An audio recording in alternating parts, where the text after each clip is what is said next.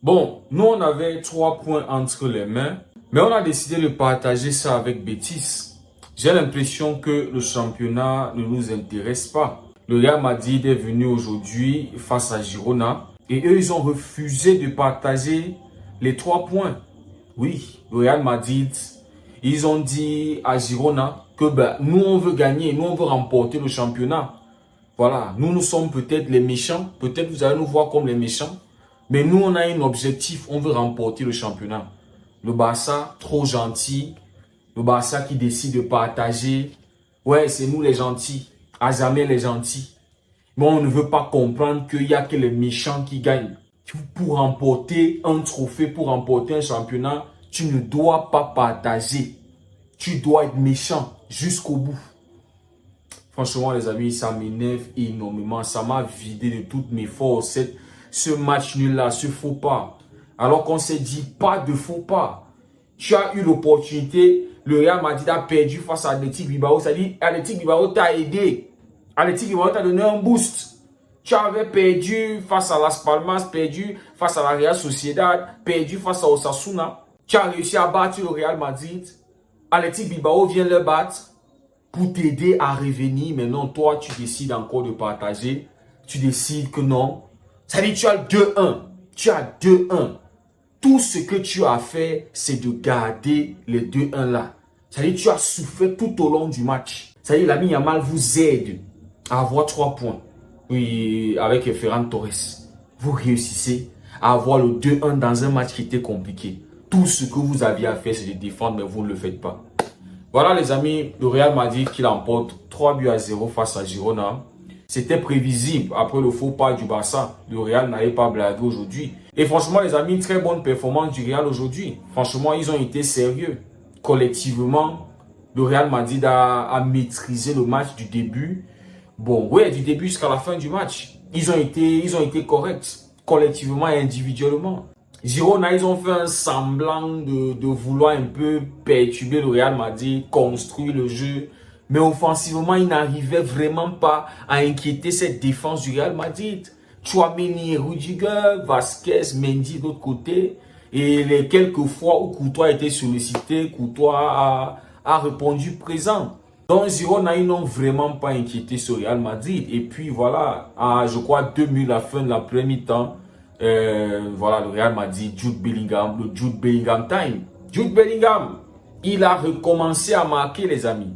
Ah, il est passe décisif. Je crois que c'est le 5e match d'affilée où il marque. C'est-à-dire qu'il est impliqué sur chaque but du Real Madrid. Il marque, voilà, juste avant la pause. Un peu comme le Barça, qui était en souffrance face à Betis, mais qui réussit à marquer ce but-là juste avant la pause. Mais on est revenu en deuxième mi-temps et on était catastrophique. On était désastreux, affreux, méconnaissable dans notre jeu. Franchement, on était pourri aujourd'hui. Même pas, c'est-à-dire on ne pouvait même pas récupérer quelque chose. Bon, peut-être l'ami Yamal et Iñaki Peña. Franchement, tout le monde catastrophique. Mais le Real Madrid est revenu en deuxième mi-temps. Le Real Madrid a maîtrisé le match. Tonton Modric a été hyper important au milieu de terrain. Impliqué sur les 2 autres buts, c'est-à-dire les 2 buts de la deuxième mi-temps. Premier passe pour Jude Bellingham. Jude Bellingham qui trouve Arda Güler en profondeur. Arda Güler qui finit magnifiquement. 6 croisés. Voilà, poteau opposé. But, qu'est-ce que vous voulez? Et voilà les amis, quelques minutes après, tonton Modric contre-attaque. Tonton Modric qui trouve Kylian Mbappé dans la profondeur. Et voilà, Balthazar a marqué son but.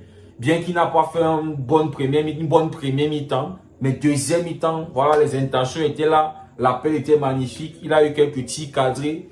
Et voilà, l'opportunité s'est présentée. Balthazar, voilà, il a pris ça avec 2 mains.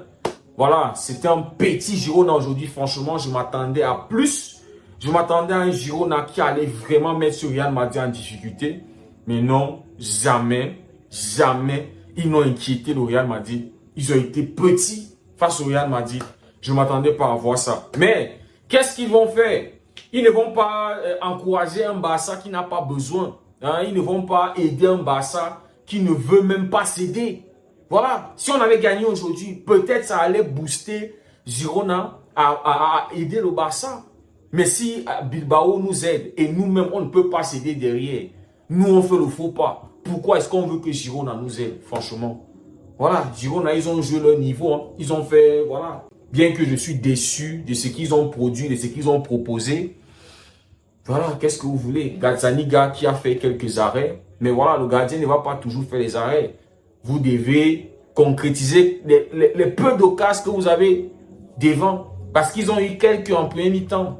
Van de Beek qui avait une très bonne occasion. Et au lieu de faire la passe, il a choisi de tirer. Et il tire sur la barre. Qu'est-ce que vous voulez? Mais voilà les amis, comme je le disais, le Real Madrid a maîtrisé le match collectivement, ils ont été bons. Ce qu'ils ont produit comparé aux autres matchs, franchement, c'était sérieux, c'était voilà, c'était professionnel. On sentait que oui, ce sont des professionnels qui étaient en train de jouer là. Ce sont pas, en fait, ce sont pas des amateurs, ce sont pas les gars de 3e division, ce sont pas les gars de la réserve, un peu comme face à Bilbao, vous voyez un peu. Là, c'était voilà, c'était bien construit. Le Real Madrid était posé le milieu de terrain avec plus de stabilité, avec Modric, Valverde, Arda Güler qui était là, Bellingham. Voilà, qu'est-ce que vous voulez? Victoire du Real Madrid. Et là, le destin du Barça n'est plus entre ses mains, c'est entre les mains du Real. Si le Real gagne son match en retard, mais là, le match en retard se jouera en janvier. Si le Real gagne ce match, ils vont passer devant le Barça. Il ne faut pas l'oublier, les amis, que le Barça a un match face à l'Atlético Madrid. Ouais, le Real, ils vont attendre ce match-là comme ça, là, en train de se frotter les mains avec le popcorn, avec les popcorn. Vous voyez un peu, ils vont attendre parce que là, ça va se jouer fort. Les amis, merci beaucoup d'avoir suivi la vidéo. On se dit à très bientôt. Et voilà, demain, je pense qu'après avoir revu le match, là, je vais pouvoir bien m'exprimer sur ce match. On se dit à très bientôt et que Dieu vous garde.